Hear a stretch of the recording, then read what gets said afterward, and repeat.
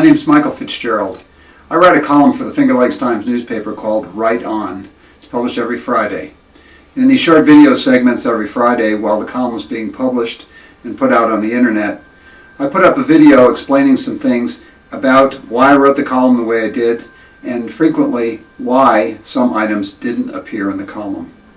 This week's column was about politics, but not so much about politics per se as about the public's participation in politics. Anyway, this is an explanation a little bit about my column Right On in Behind the Column. Part of the genesis for this week's column was about the LPG storage project that is opposed by most of the citizens in the Schuyler County area. This is a legislative hearing at which a number of people spoke opposing it. Out of this grew a lot of political activity actually, including one person who decided to run for office. If that person looks at all familiar to you, she should. Her name is Sylvia Fox, and in addition to being a political candidate, she also happens to be my wife and the person who usually reads my column before it makes its way to the Finger Lakes Times newspaper early every week.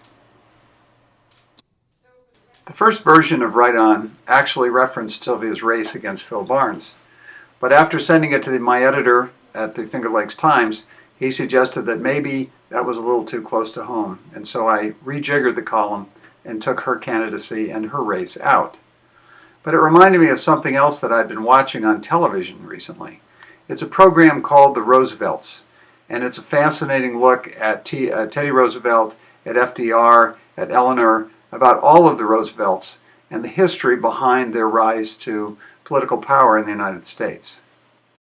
It's hard not to watch the series and think about how much these people put into public life and how much good they were trying to do for the American people. And it led me to write a very different column that was a lot stronger on civic participation and the need for people to find ways to help, whether it's through elected office or through other things. For some reason, the series also reminded me of Sandra Steingraber, who is an activist and environmentalist, and many of you know I've mentioned her many times in my column. She talks about it's time for people to play the Save the World Symphony.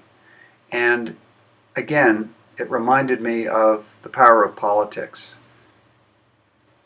An awful lot of people avoid politics for a lot of good reasons, but in truth, it's really all about individuals, either participating in the process through running for office or certainly through voting. Buried midway through the column, there's a good story about the power of one. I think you ought to take a look at it. Thanks for watching this week's segment of Behind the Column. Just two things. One, if you're not registered to vote, please register to vote. And two, please vote. Thanks. I hope to see you next week.